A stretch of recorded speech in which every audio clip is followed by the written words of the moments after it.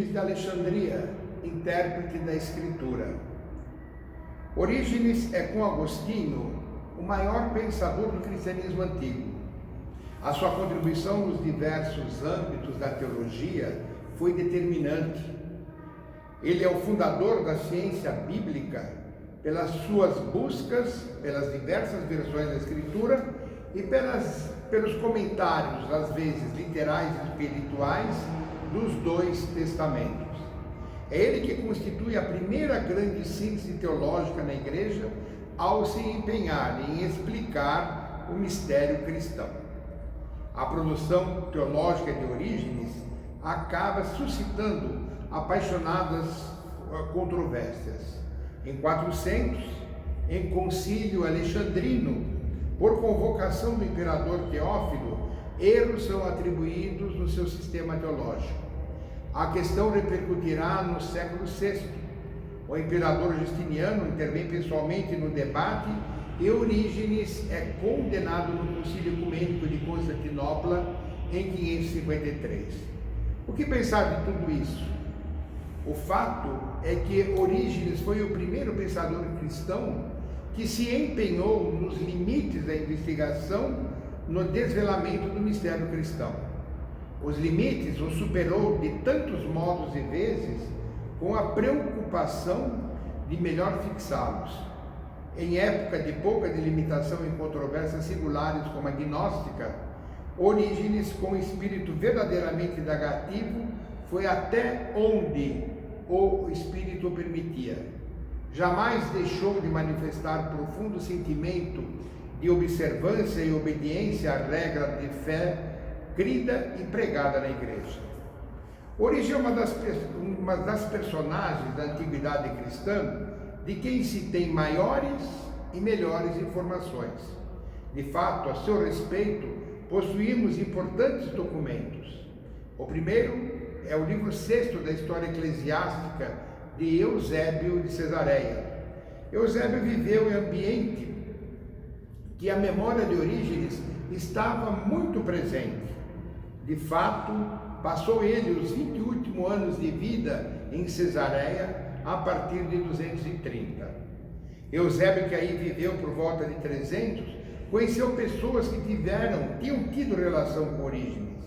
Além disso, Eusébio tivera em Cesareia um professor, um predecessor, Panfilo, que começou a reunir tudo que tinha sido escrito a respeito do mestre alexandrino. Eusébio também se ocupou em resguardar a famosa biblioteca de Orígenes, que Orígenes transferira de sua cidade natal, Alexandria, para Cesareia. Orígenes nasceu no Egito, provavelmente em Alexandria, de família cristã. Sobre a educação que lhe ministrara o pai, Eusébio nos diz que Leônidas, além de lhe oferecer o ciclo dos estudos comuns a todos os estudantes, a paideia, preocupou-se, desde os primeiros anos de vida do jovem, a exercitá-lo nas sagradas escrituras. Exigia a cada dia do pequeno estudante a recitação dos trabalhos realizados. O jovem, por sua vez, não manifestava a menor relutância em realizá-los. Ao contrário, aplicava a si mesmo com zelo excessivo e não se contentava ao sentido óbvio e imediato das mesmas, mas buscava, além destes, o mais profundo. Chegou a despertar perplexidade no pai com as indagações que ele fazia. O pai aparentemente o reprimia e o exortava a não buscar o que estava além de suas forças e idade, mas na realidade alegrava-se muito com o que vislumbrava. Pode-se dizer que Orígenes, desde menino, entregou-se à contemplação da palavra divina. Alimentado por essa, a sua infância foi marcada por outro dado do tempo, o martírio. Sua infância se deu em plena época de perseguições. Eusébio informa a respeito da que alcançou o pai, Leônidas. A morte de Leônidas se deveu por ocasião do édito do imperador em 202. Essas perseguições farão brotar ardorosos sentimentos em prol do martírio no jovem Orígenes. Esses perdurarão por toda a sua vida. Orígenes chega a enviar carta ao pai encarcerado, exortando-o a permanecer fiel à vocação de Marte, mesmo a despeito das necessidades mais prementes que a família haveria de passar. No tempo da perseguição de Maximínio, Orígenes escreve a exortação ao martírio. Ele mesmo, Orígenes, conhecerá o martírio sob Décio em 253. Aos 17 anos, morto o pai, torna-se responsável pela família, mãe e 6 irmãos menores. Os bens da família são confiscados. Orígenes pode continuar com os estudos graças à benevolência de uma rica senhora alexandrina. Como já se encontrava bem adiantado nos estudos gregos, Orígenes dá início à profissão de mestre de gramática, letras, atendendo assim às necessidades da família. Ainda a respeito dessa rica benfeitora, Eusébio traz à luz novo e expressivo traço do caráter de Orígenes, a sua impassível postura diante das heresias. A dita benfeitora tinha igualmente sob sua proteção um jovem muito conhecido em Alexandria de nome Paulo. Orígenes o tinha como herético e por isso jamais consentiu em partilhar da oração com Paulo. Manifesta assim, desde a juventude, sentimento profundo de ser igreja e a ela estar intimamente unido. Enquanto exercia o professorado, por ocasião da dura perseguição que em Alessandria eclode, Orígenes é convocado pelo bispo Demétrio a estar à testa da escola de catequese da cidade. O jovem tinha 18 anos e mesmo assim considera incompatível o ensino das ciências gramaticais com o trabalho que haveria de iniciar na elucidação dos estudos sagrados. Acaba vencendo todas as antigas e admiráveis obras que possuía. Podemos entender como a escola de Alexandria, aquele pequeno grupo de pensadores que, além de toda forma organizativa e institucional, professavam intelectualmente opiniões muito próximas. Vale dizer, ainda que ao término do segundo e início do terceiro séculos, vê-se desenrolar de modo organizativo o ensino catequético. Os bispos confiavam tal tarefa a cristãos instruídos, sem lhes conferir ministério particular algum, ou seja, mantendo-os como leigos. Assim entendeu proceder o bispo Demétrio ao encarregar Orígenes do ofício catequético. Orígenes assume o ensino catequético doutrinal. É a partir de então que procura organizar os estudos bíblicos. Orígenes divide em 2 classes os discípulos interessados: a de catequese, que confia a Héracles, discípulo devotado às coisas santas e versado em filosofia, e assim mesmo a de dos estudos mais avançados. Procedendo deste modo, Orígenes funda os estudos, um centro de estudos de ciência, tal qual imaginava o mártir Panteno, por ocasião da instalação da famosa escola de Alessandria, em 180. Isso implicava para Orígenes uma reviravolta no como compreender a cultura profana. Essa se tornava indispensável para o bem desenrolar do seu intento de fazer ciência bíblica. A didascalia, ou a escola de Alexandria, que ora dirige, será, portanto, o lugar onde a cultura profana ocupará ou deverá estar a serviço da preparação da ciência bíblica. Eusébio nos descreve o que era essa escola de Orígenes, aqueles que a frequentavam, o que aí se ensinava. Uma escola aberta a todos, pois não se tratava mais de preparar o interessado ao batismo, mas sim de distribuir ciência. Todos os interessados em quem constatava boas disposições naturais Orígenes os aplicava ao ciclo de estudos próprios da antiguidade: gramática, dialética, retórica, música, astronomia, aritmética, física e filosofia. Das diversas filosofias, os fazia ver as rixas presentes em cada uma delas, explicando, comentando e examinando os escritos, um a um. A sua visão a respeito da cultura pagã é sem dúvida ampla, aberta, mas crítica. Essa cultura não é por si mesma má. Toda ciência vem de Deus.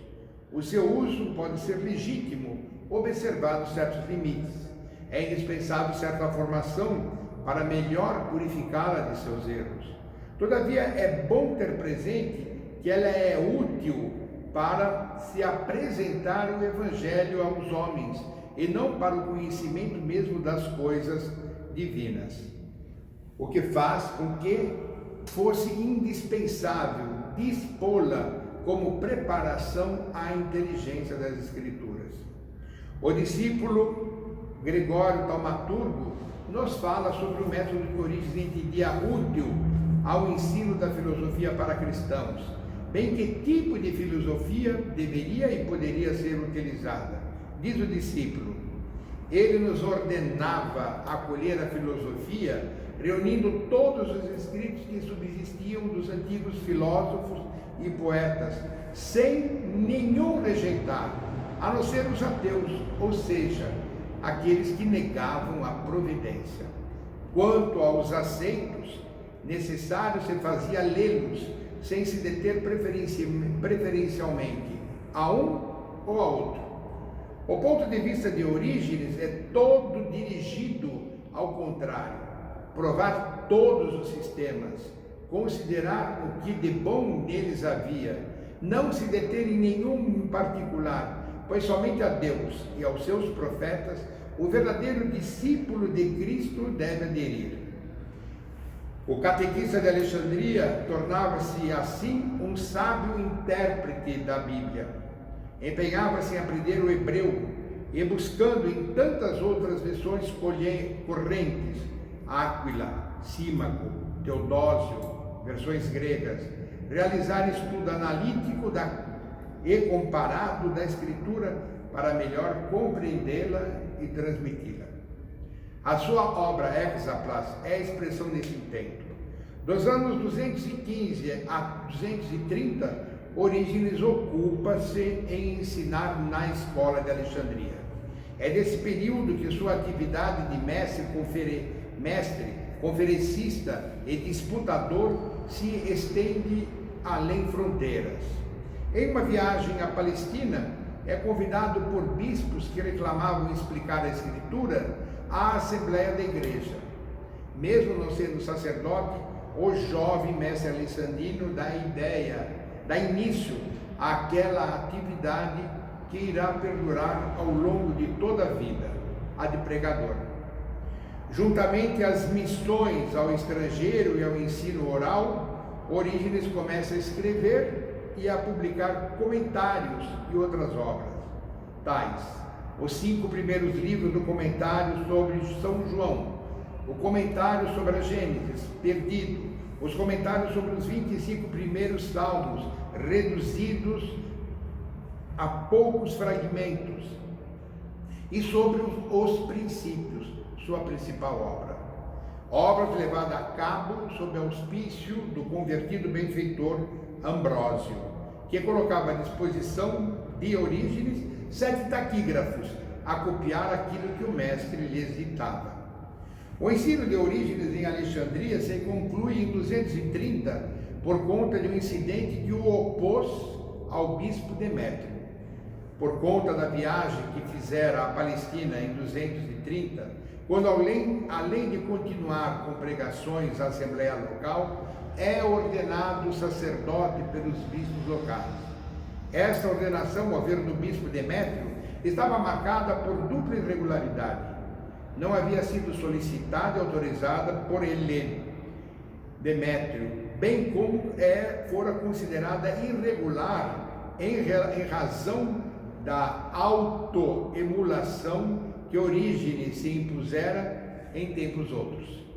Demétrio reúne ensino do local para se discutir com a igreja a questão. O sínodo não chegou a declarar a ordenação de Orígenes inválida, mas sim o considerou indigno de dar continuidade à atividade escolar de catequista.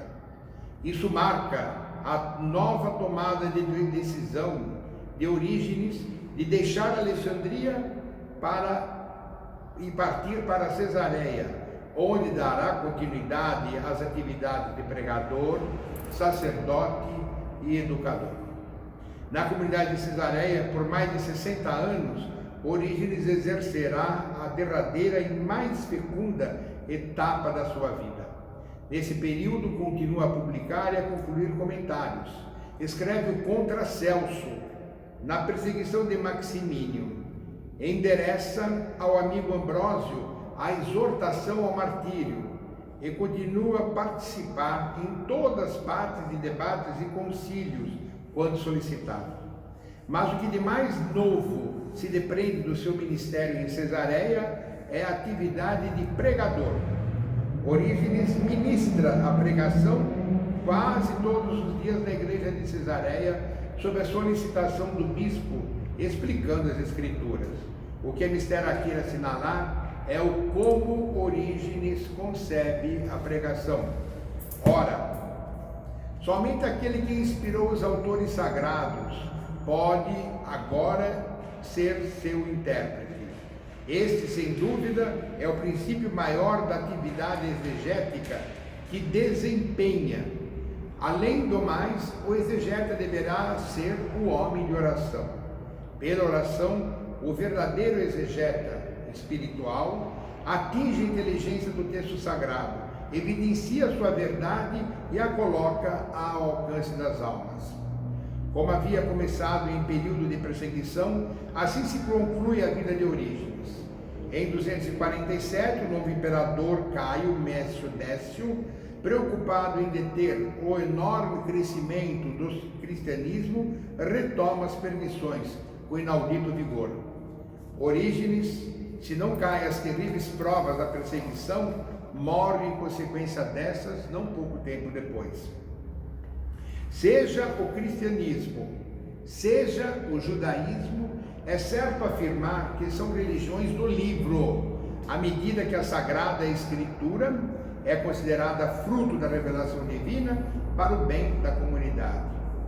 O livro sagrado garante e sustenta todo e qualquer ato da vida da comunidade, sua doutrina, sua disciplina, a liturgia, vista em sentido tanto individual quanto coletivo.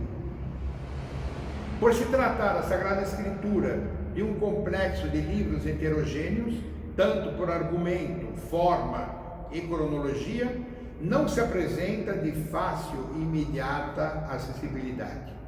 Assim, a sua compreensão e a efetiva prática do que impõe ser atingida,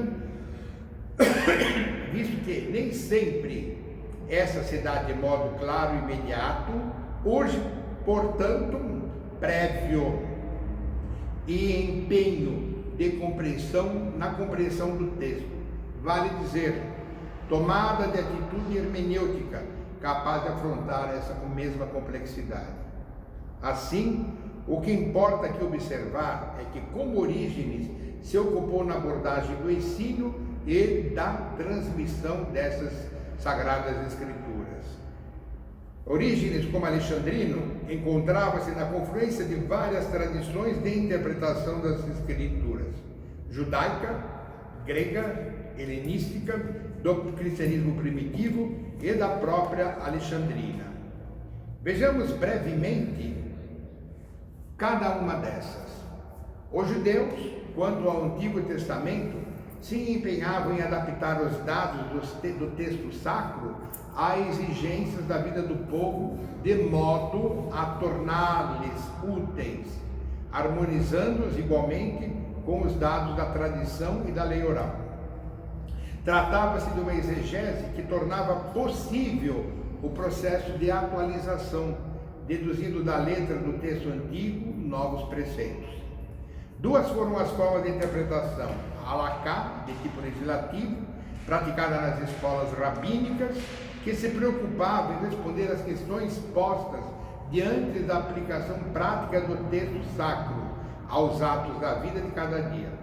A Haggadah, de finalidade mais variada, era destinada à edificação dos fiéis. Era feita em forma de homilias no culto sinagogal. Os rabinos se preocupavam em abordar o texto sacro de modo rigorosamente minucioso, controlando a exatidão do texto nos menores detalhes de sua gramática. A interpretação de uma certa passagem obedecia a vários procedimentos. A intrelação de uma ou várias passagens, de certa forma exigidas da passagem em exame, o contexto em questão examinado e mediante procedimentos dialéticos analógicos de assimilação, generalização, inclusão e exclusão.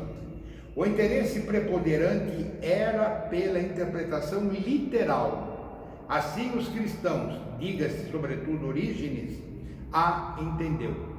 Todavia, vale dizer, a exegese judaica não prescindia da alegórica, mesmo sendo essa pouco desenvolvida e marginal.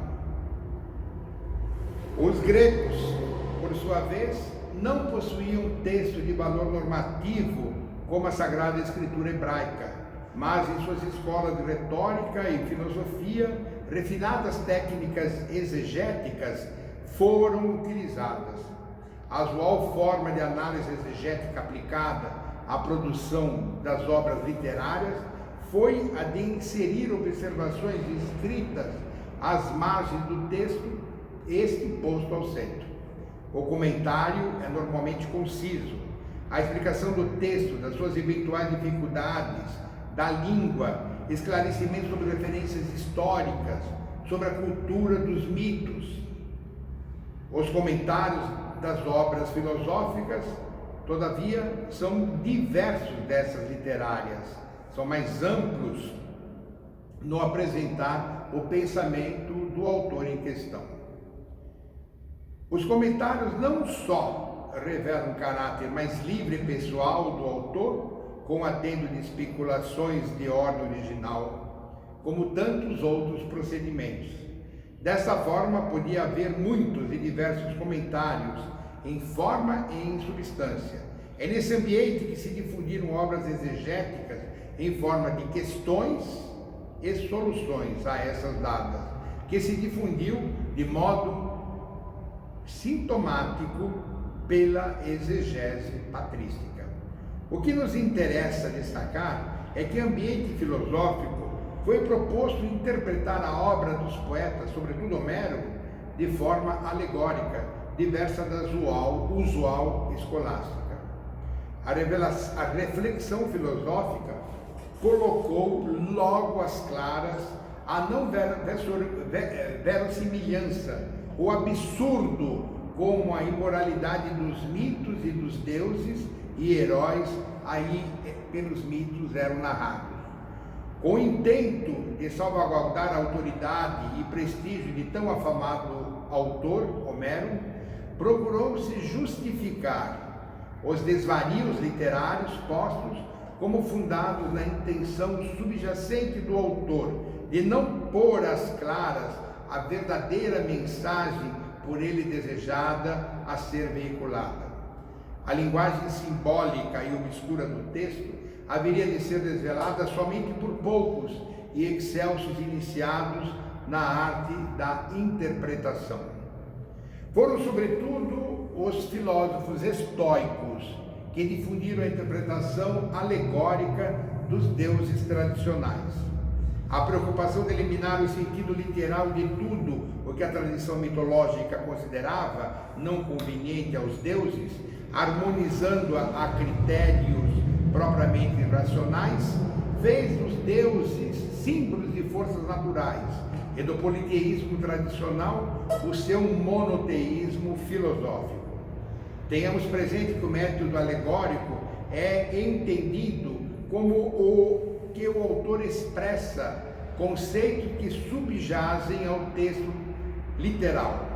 subjaz outro ainda mais expressivo, a desvelar e significativo, bem como o procedimento hermenêutico que consiste em descobrir no texto um significado além do literal e daquele que tinha sido a intenção primeira do autor.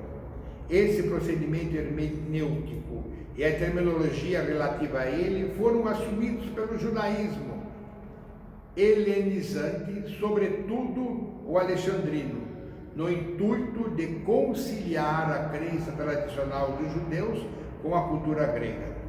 O conhecimento a respeito nos é dado de modo muito particular por Filão. Em efeito, já a tradição do Antigo Testamento em grego, pela 70, da qual se serviu Filão, representou uma primeira tentativa de interpretação do texto bíblico, mais ou menos ao modelo dos Targumim aramaicos, ou seja, uma interpretação de ordem parafrástica, isto é, conformes aos conceitos correntes do tempo do tradutor e alheios ao do redator original. Os argumentos tratados são dos mais diversos tipos: Deus, mundo, o povo eleito, a esperança escatológica, o Messias. Quanto ao procedimento de Filão, pode-se afirmar que foi do tipo alegórico, centrado em especial no Gênesis e no Êxodo, com referência a poucos outros livros da lei, e segundo as normas que regulavam a interpretação dos poetas homéricos. Desse modo, pôde Filão fornecer explicações aceitáveis dos tantos antropomorfismos presentes nos primeiros livros da Escritura e do desconcertante uso dos mitos para a inteligência e sensibilidade religiosa dos cultos pagãos, servindo para tanto de conceitos e terminologia filosófica, sobretudo platônica e a estoica. De outra parte, a Bíblia tem para Filão bem outro significado que qualquer mito grego, cujo sentido literal podia ser posto de lado, o que não poderia se dar com o próprio texto sagrado. Convencido que está de que o texto sagrado expressa em forma simbólica uma mensagem subjacente ao texto literal não revelada, é imprescindível que o mesmo texto seja abordado a dois níveis, literal e alegórico, um sobreposto ao outro. A importância que dá ao sentido literal é de todo secundária. Este é dirigido aos muitos, ao invés do alegórico, que é para poucos que verdadeiramente se interessam das realidades do espírito. A passagem da letra à alegoria é exigida ao ver do exegeta em razão da presença de certos elementos particulares indicativos de que o sentido literal não é o sentido aceitável. Nomes, números, tantos nomes de animais, plantas e outras entidades particulares, sobretudo o nome de pessoas e lugares, são interpretados em base à etimologia, conforme o procedimento que os filósofos estoicos haviam generalizado na interpretação dos mitos gregos.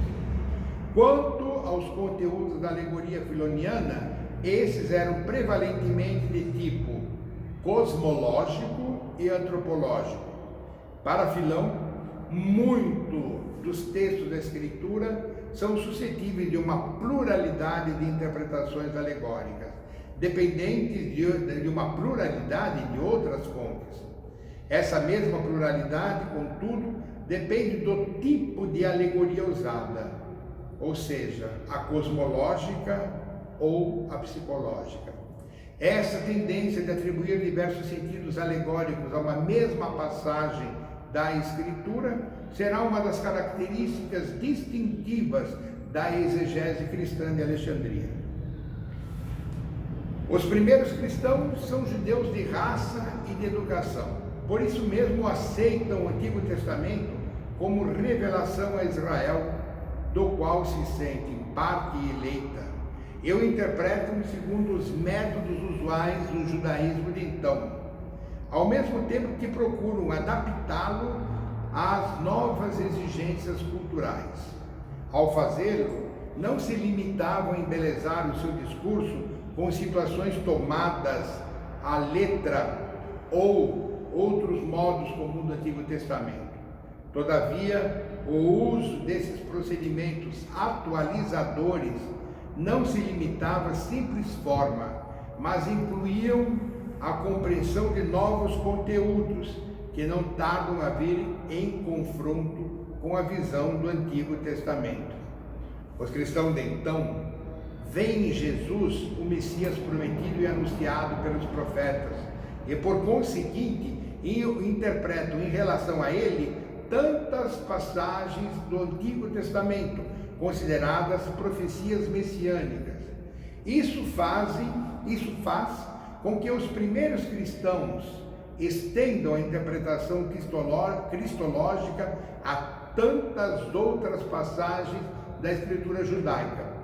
Os textos apocalípticos escatológicos, textos relativos à comunidade vista como o novo Israel, textos relativos ao servo de Javé e ao justo sofredor, dentre tantos outros. De outra parte, a exigência de aprofundar o significado da figura e da obra de Cristo em sua relação com a tradição judaica e a espera messiânica leva alguns cristãos a se interessar pelo Antigo Testamento muito além dos limites representados pela coleta de dados cristológicos feita até então. Trata-se agora de repensar a história de Israel no seu todo, em vista da prevaricação do povo que sempre esteve desatento à vontade de Deus e desprezando a sua benevolência. A convicção de que Cristo era o Messias e que nele se realizavam as profecias messiânicas era exatamente a de todos os cristãos de postura rigidamente judaizante. Vale dizer, os que viam a nova fé como uma trama religiosa e cultural de estreita observância judaica, na qual a velha lei conservava todo o seu valor. Cristãos, todavia, de outros ambientes culturais sentiam-se menos vinculados à tradição judaica e à observância literal das normas da lei, e por conseguinte manifestavam maior adesão ao espírito da mensagem pregada por Cristo. Essa tendência foi representada inicialmente por Estevão e em seguida exemplarmente por Paulo. O apóstolo dos povos considera a Escritura à luz de Cristo, mistério a ser revelado. O véu estendido sobre a lei e o Velho Testamento, que ofuscou e continua a ofuscar a mente dos judeus e que os impede de ver e de ter uma reta compreensão da mesma, este foi removido por Cristo. Vista dessa forma, a velha lei assume nova dimensão espiritual.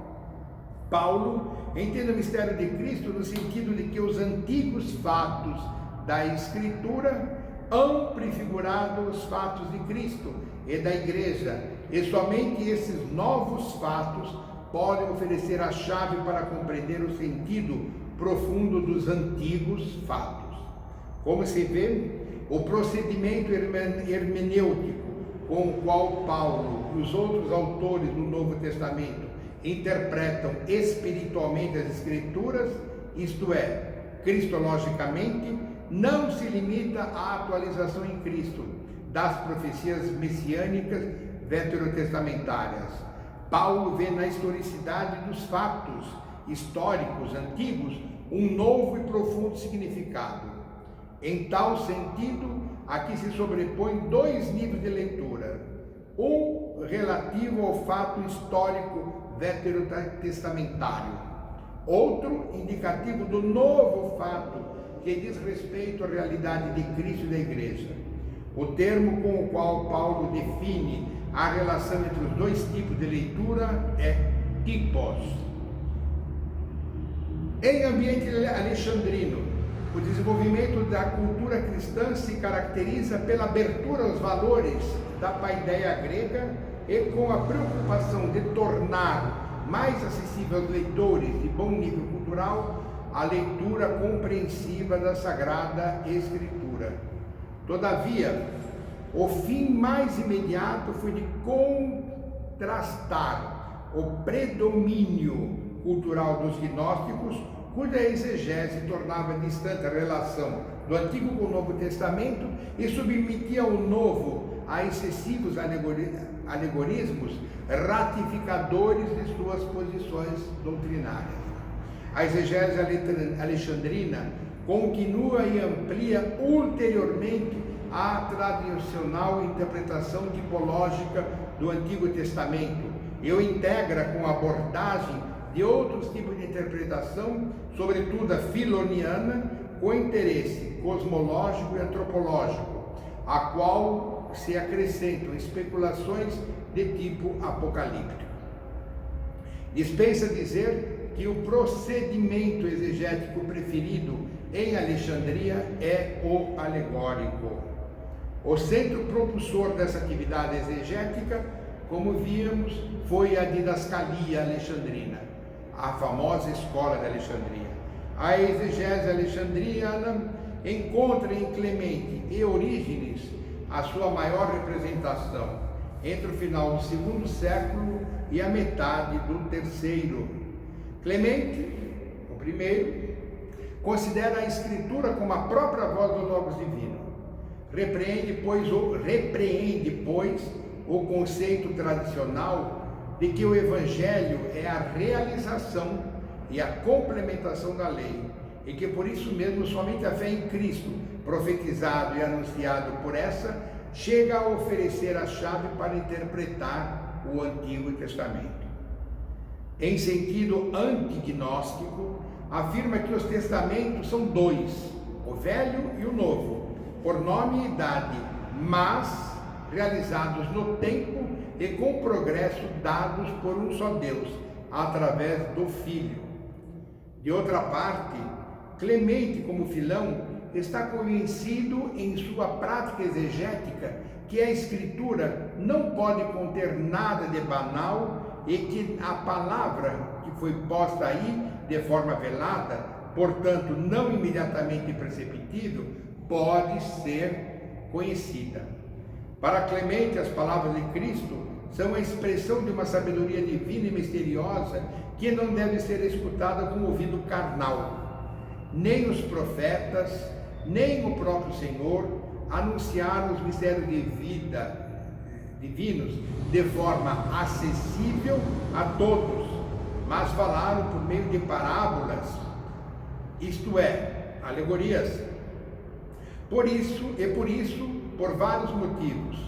Primeiro, para instigar os mais zelantes a buscar com aplicação e habilidade o seu verdadeiro sentido subjacente, e porque muitos, por não estarem devidamente preparados, pudessem aferir mais prejuízo que inteligência da Escritura. Os santos mistérios são reservados a eleitos, predestinados à gnose. De tudo isso resulta evidente que tal concepção da palavra sacra e da sua compreensão não poderia prescindir da interpretação de tipo alegórico. Nesse sentido, a alegoria será o princípio hermenêutico principal no qual está fundada a distinção do ensino escriturístico, feito a dois níveis, uma vez que a alegoria permite passar do nível inferior e literal àquele superior, penetrando os aspectos menos evidentes do ensino escriturístico. Dessa forma, e evitando os excessos do alegorismo, sobretudo praticado pelos gnósticos, Clemente observa que a interpretação de uma passagem bíblica é aceitável somente se traz e afirma que aquilo que é próprio e perfeitamente conveniente à majestade de Deus, e se tem a sua comprovação por meio do apoio de outras passagens da Escritura. Além disso, os textos não devem ser interpretados alegoricamente em todas as palavras, mas somente naquelas que indicam um conceito geral e global da mesma passagem. O modo de interpretação preferido de Clemente é o alegórico. Na verdade, ele dá continuidade e valoriza a tipologia tradicional, assumindo em sentido antignóstico a unidade dos dois testamentos e propondo o conceito de revelação progressiva, segundo a qual a vinda do Senhor foi anunciada, preparada desde a origem do mundo e previamente significada com obras e palavras da lei e, sobretudo, dos profetas. A influência de Filão é evidente na sua interpretação cosmológica e psicológica. A convergência de tantas e diversas influências impulsionou Clemente a acumular para uma mesma passagem bíblica muitas interpretações alegóricas de tipo diverso, inaugurando o procedimento distintivo da interpretação escriturística que se desenvolveu em Alexandria. Certamente com esse modo alegórico, plural de se interpretar a Escritura, Clemente se distancia expressivamente da tipologia tradicional do Antigo Testamento e o faz fundamentalmente uma vez que a sua interpretação do Antigo permanece firmemente ancorada em Cristo, isto é, na história.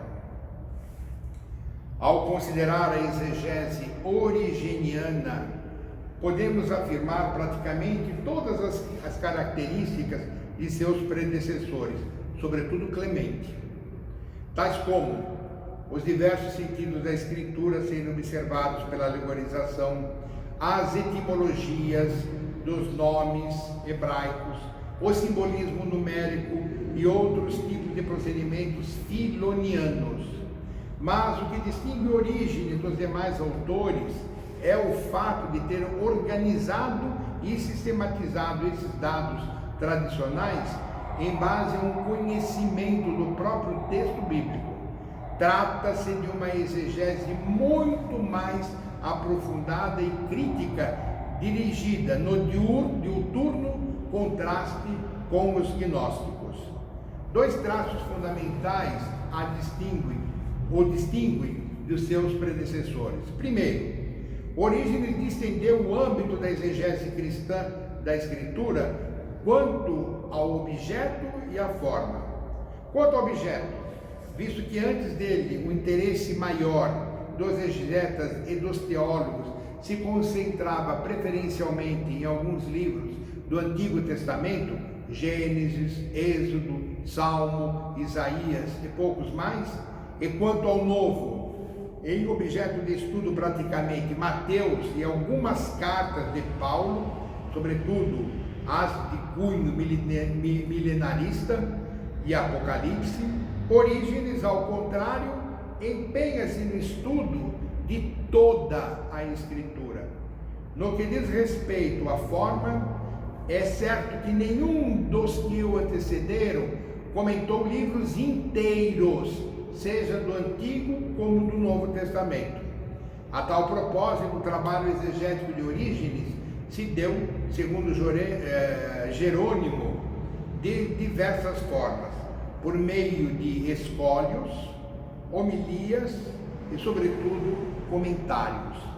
Os escólios constituíam um conjunto de explicações de passagens escolhidas de um ou outro livro, selecionadas em base à dificuldade ou ao interesse que apresentavam.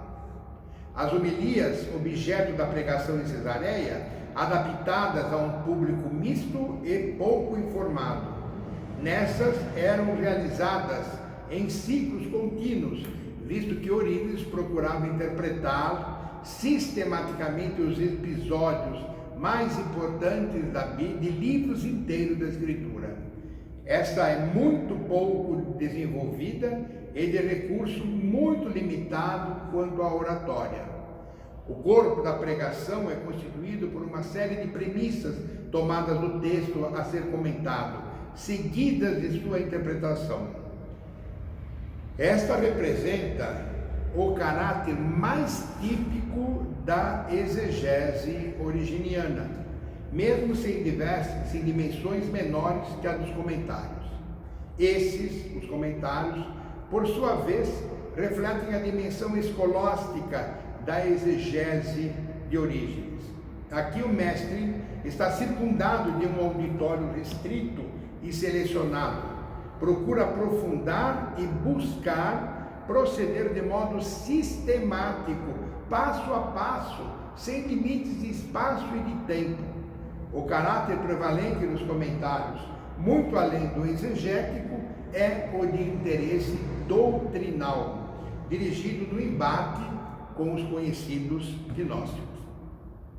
Outro caráter eminente da exegese originiana é a abordagem filológica ao texto bíblico.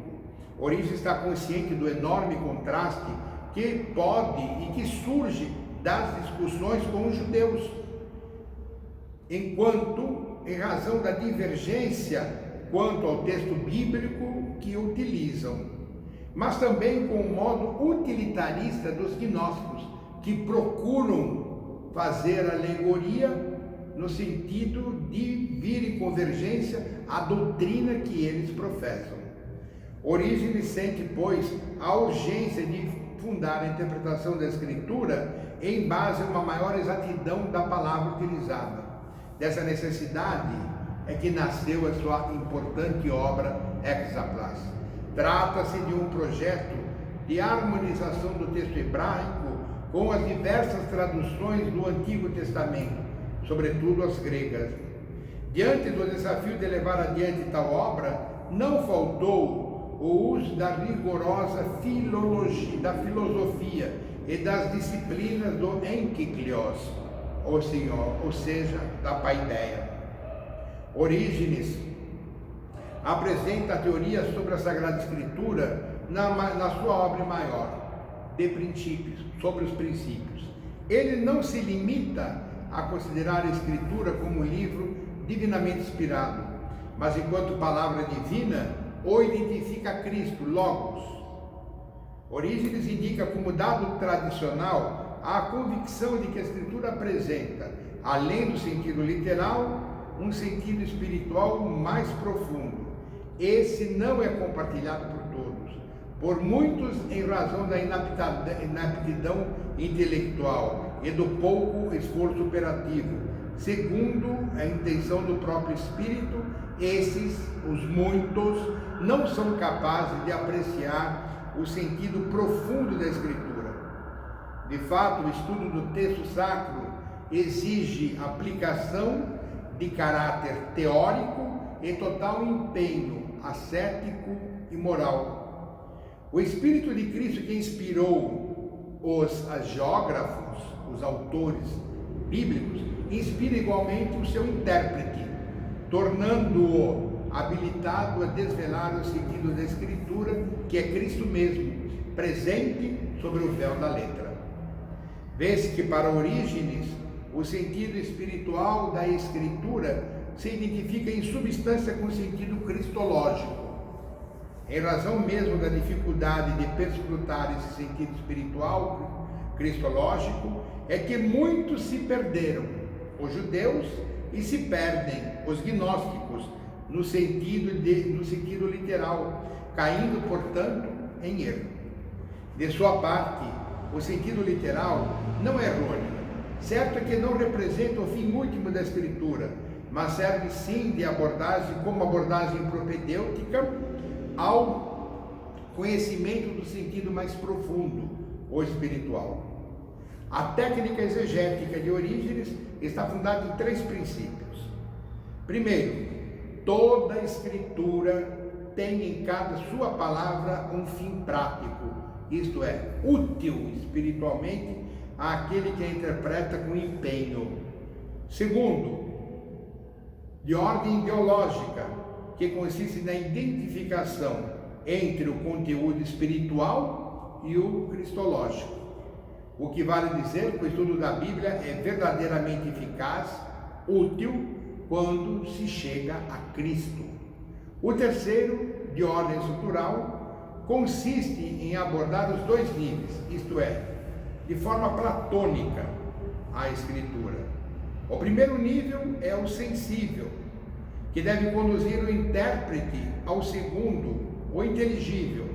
É esse segundo nível que corresponde exatamente à interpretação espiritual. Orígenes propõe, na já citada obra sobre os princípios, uma tripartição dos sentidos da Escritura, correlata àquela de São Paulo, do homem visto como espírito, alma e corpo. E da mesma forma como os cristãos, aqueles divididos entre os simples, os que estão em processo de desenvolvimento e os perfeitos. O sentido dessa correlação é que pode influir daquilo que a Escritura concede tanto a uns quanto aos outros. Aos simples, a letra. Aos que estão em processo de progresso, o sentido moral. Aos perfeitos, a plena união com Cristo. A interpretação da exegese originiana é aberta, no sentido que o exegeta se sente autorizado a propor diversas e várias interpretações. É assim que ele se serve de outras traduções do Antigo Testamento, não só para controlar a exatidão do texto da Escritura, mas para ampliar a sua interpretação, já que essa pode apresentar novas nuances que possibilitam aprofundar a interpretação.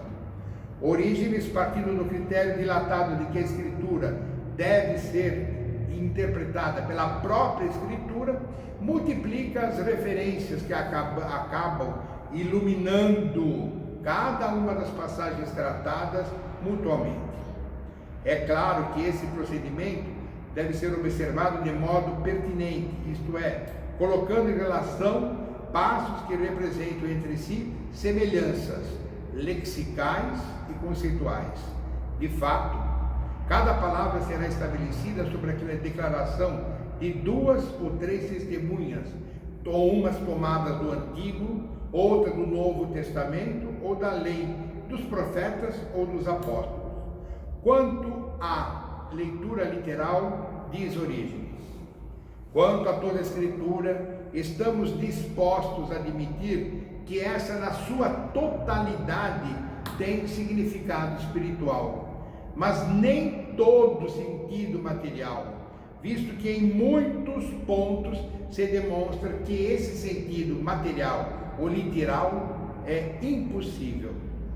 Quanto à aplicação da alegoria, esta obedece ao critério fundamental que as mesmas entidades do texto podem ser interpretadas com valor positivo ou negativo, e por isso com significado de tudo diverso em relação aos contextos igualmente diversos. Mas Orígenes se dá conta do risco de arbitrariedade na liberdade interpretativa em tais procedimentos. Para tanto, procurou colocar de modo mais preciso a interpretação literal. Revela que poucas vezes o sentido literal apresenta defeito, e para uma reta apreciação do texto é imprescindível que a interpretação espiritual esteja conexa à literal, fundada no confronto com outros passos escriturísticos. Quanto aos vários tipos de interpretação alegórica, é certo que Orígenes continua naturalmente a desenvolver a tipologia tradicional, em harmonia com a sua tendência espiritual de excluir que fatos históricos do Antigo possam ser tipos de outros fatos históricos do Novo Testamento e da Igreja. Para tal, confere a esses significação espiritual. Da mesma forma, estende a interpretação espiritualizante a fatos históricos do Novo Testamento. Outro tipo de interpretação espiritual é aquele que, em dimensão vertical, vê a realidade como símbolo da celeste. A interpretação do Antigo Testamento, em particular da lei, está condicionada em Orígenes às exigências da polêmica antignóstica, e por isso mesmo conserva como impostação de fundo a tipologia tradicional. O Antigo Testamento apresenta a sombra e a imagem das verdades que se revelaram no Novo. Pelo que sabemos, somente Orígenes chegou em campo católico à composição de comentários sistemáticos dedicados aos escritos do Novo Testamento. Com ele, a exegese do Novo Testamento torna sistemática como a do Antigo, sob as mesmas normas de teorização fundadas na distinção de sentido literal e espiritual, com a limitação de extrair muitas vezes o sentido espiritual do sentido literal, evitando assim aplicar continuamente o processo de alegoria. Ao lado desse tipo de interpretação espiritualizante do Evangelho, Orígenes destaca, ao estender ao Novo Testamento, a tradicional interpretação do Antigo, que este é o tipo do Novo, assim como o Novo é o tipo do Evangelho eterno. Diz: como Cristo, vindo ora, trouxe a realização da lei que apresenta a sombra dos bens futuros, assim, na sua vinda gloriosa, fará o cumprimento e a realização da sua sombra, representada por essa primeira vinda. Pontualiza assim a história da salvação em 3 momentos decisivos, como clara projeção para o momento escatológico, o da derradeira, o da terceira Páscoa.